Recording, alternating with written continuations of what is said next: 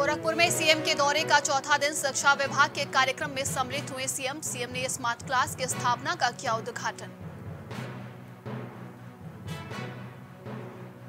गोरखपुर में सीएम ने गोरखनाथ मंदिर में लगाया जनता दर्शन। सीएम ने लोगों से मुलाकात की, समस्याएं सुनी।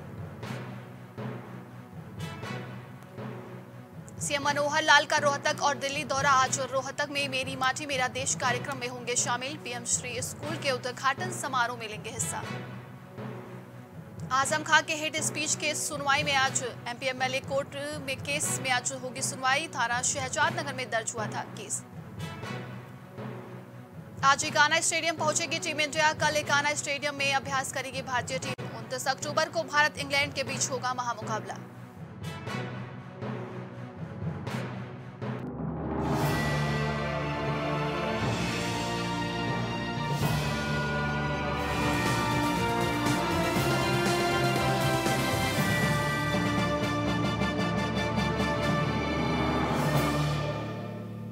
नमस्कार, आप देख रहे हैं प्राइम टीवी और मैं हूं आपके साथ नंदिनी यादव। वक्त हो गया है उत्तर प्रदेश की बड़ी खबरों का। रुक कर लेते हैं खबर की ओर।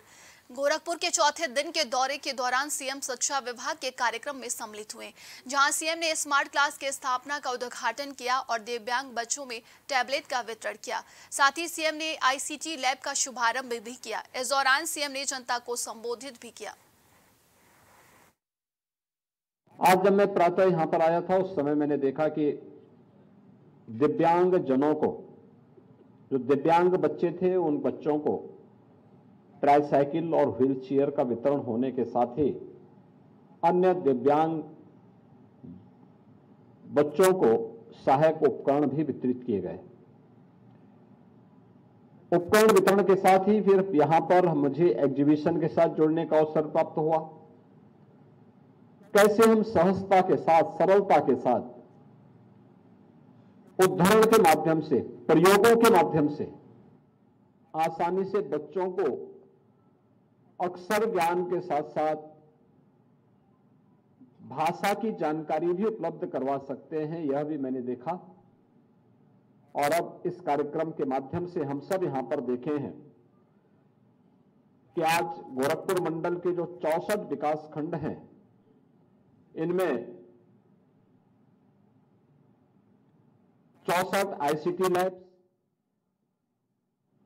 यहां पर गोरखपुर मंडल के लिए 14,360 टैबलेट वितरण का कार्यक्रम और परिस्थितीय विद्यालयों में 1,086 विद्यालय ऐसे हैं जिसमें स्मार्ट क्लास की स्थापना के कार्यक्रम को भी आज आगे बढ़ाया जा रहा है। ये सचमुच बेसिक शिक्षा परिषद में हुए परिवर्तन का एक नया उदाहरण है। इसके लिए मैं बेसिक शिक्षा परिषद से जुड़े हुए आप सभी गुरुजनों को हृदय से बधाई देता हूं, आपका अभिनंदन करता हूं और बेसिक शिक्षा विभाग को इसके लिए हृदय से अपनी शुभकामनाएं भी देता हूं। देश भर में दशहरा मनाया गया बड़ी धूमधाम से। इस बीच प्रधानमंत्री नरेंद्र मोदी राजधानी दिल्ली के द्वारका सेक्टर 10 पहुंचे, जहां पीएम रावण दहन कार्यक्रम में शामिल हुए। बता दें कि द्वारका पहुंचे पीएम मोदी ने सबसे पहले पूजा अर्चना की और पीएम मुख्य अतिथि के रूप में कार्यक्रम में शामिल भी हुए। इस दौरान कार्यक्रम को संबोधित करते हुए पीएम मोदी ने लोगों को विजयदशमी की शुभकामनाएं दी और उन्होंने कहा कि भगवान राम की जन्मभूमि पर बन रहा मंदिर सदियों की प्रतीक्षा के बाद हम भारतीयों के धैर्य को मिली विजय का प्रतीक है और राम मंदिर के निर्माण में अब बस कुछ ही दिन बचे हैं। जल्द ही राम मंदिर में भगवान राम की मूर्ति विराजमान होगी। भारत आज विश्व की सबसे बड़ी डेमोक्रेसी के साथ सबसे विश्वस्त डेमोक्रेसी के रूप में उभर रहा है और दुनिया देख रही है कि मदर ऑफ डेमोक्रेसी है। इन सुखद क्षणों के बीच अयोध्या में राम मंदिर में प्रभु श्री राम विराजने जा रहे हैं। एक तरह से आजादी के 75 साल बाद अब भारत के भाग्य का उदय होने जा रहा है। देश में एक चुनाव को लेकर राष्ट्रीय राजधानी दिल्ली के जोधपुर हॉस्टल में आज बड़ी बैठक होगी, जहां लॉ कमीशन पूर्व राष्ट्रपति रामनाथ कोविंद की अगुवाई में बनी समिति को रोड मैप शेयर करेगा, जिसमें एक साथ चुनाव कराए जाने को लेकर विचार शामिल होंगे। इससे पहले 23 सितंबर को दिल्ली के जोधपुर ऑफिसर्स हॉस्टल में केंद्र सरकार द्वारा बनाई गई हाई लेवल कमेटी की पहली बैठक हुई थी। इसमें फैसला लिया गया था कि एक साथ चुनाव के मुद्दे पर मान्यता प्राप्त राष्ट्रीय और क्षेत्रीय दलों के विचार लिए जाएंगे।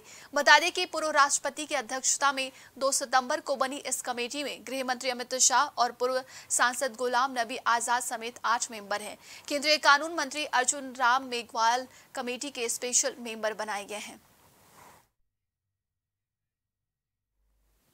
यूपी में डेंगू इस बार बेहद खतरनाक रूप अपना चुका है। प्रदेश में 15 मई से अब तक 16,500 से ज्यादा डेंगू पॉजिटिव मरीज सामने आ चुके हैं।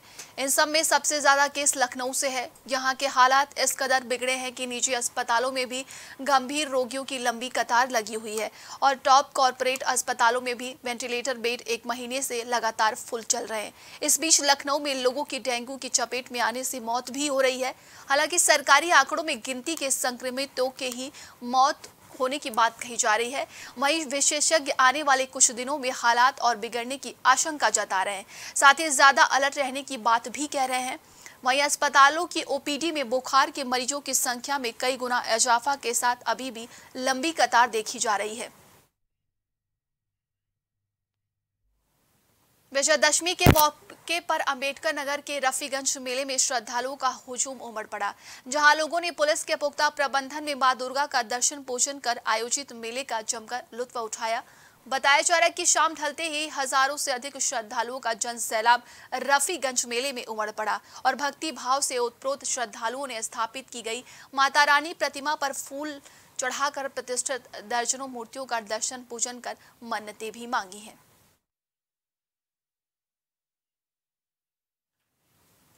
निराश्रित गोवंशों को अपने आवास पर पालकर और उनके प्रति सच्ची सेवा का भाव रखकर सहारनपुर जिलाधिकारी जनपद वासियों को बेहतर संदेश दे रहे हैं।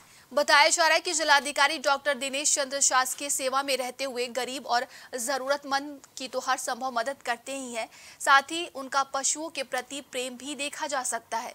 वहीं गायों को हरे चारे की कमी न हो, इसके लिए उन्होंने नेपियर घास के उत्पादन को बढ़ावा दिया और उनके नेपियर घास के बता दें कि अभिनव प्रयास को भी प्रदेश भर में अपनाया जा रहा है।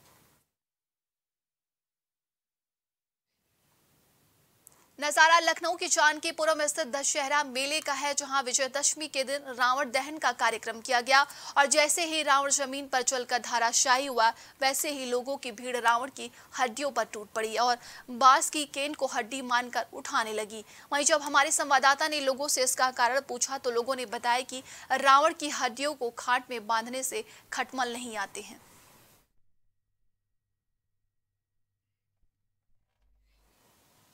अंबेडकर नगर में जिलाधिकारी अविनाश सिंह ने तहसील अकबरपुर में वृद्धाश्रम दहीरपुर का निरीक्षण किया और जिलाधिकारी ने वृद्ध जनों को फल के साथ मिष्ठान भी वितरित किए। साथ ही जिलाधिकारी वृद्ध जनों से मिलकर बातचीत कर उनकी समस्याओं के बारे में भी जानकारी ली। यहाँ पे हमारे वृद्ध माता पिता निवास करते हैं और आज विजयदशमी के पावन पर्व पर विजयदशमी की दशहरे की शुभकामनाएं देने के लिए मैं आया हूं और ये दशहरे की जो खुशियां हैं इनके बीच में इनके साथ शेयर करने के लिए, इनके साथ बांटने के लिए आज मैं अपनी पूरी टीम के साथ यहाँ पर मौजूद हूँ। यहाँ पर इनके साथ बैठकर बातचीत करने के पश्चात मैंने कुछ इनकी समस्याओं के बारे में जानकारी प्राप्त की। उसके संबंध में मैंने सीएमओ साहब से और मेडिकल कॉलेज से बात किया है।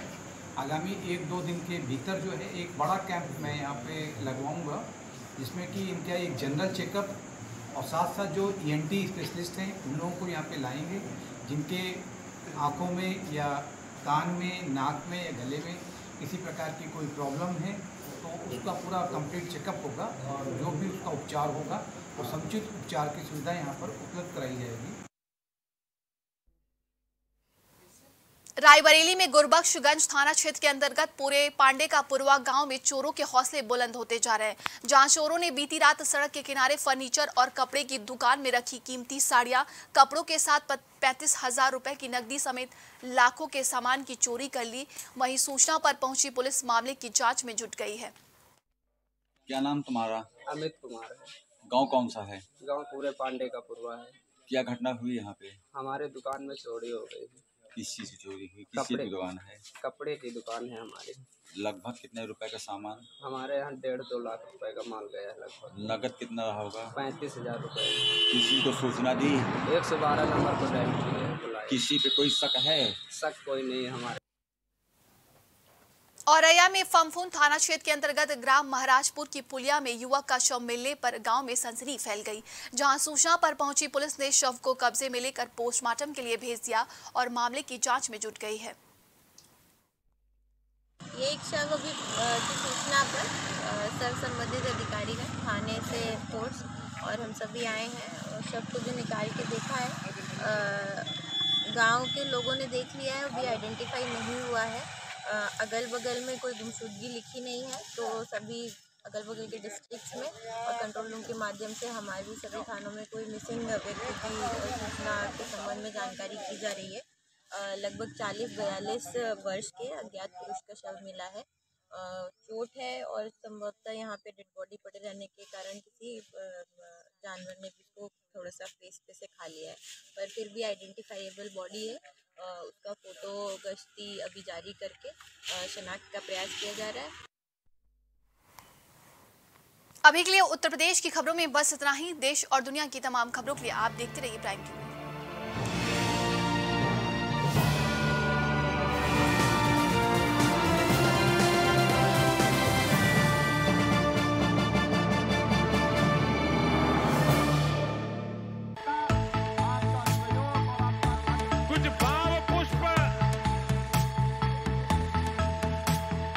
आप देख रहे हैं प्राइम टीवी, सच साहब।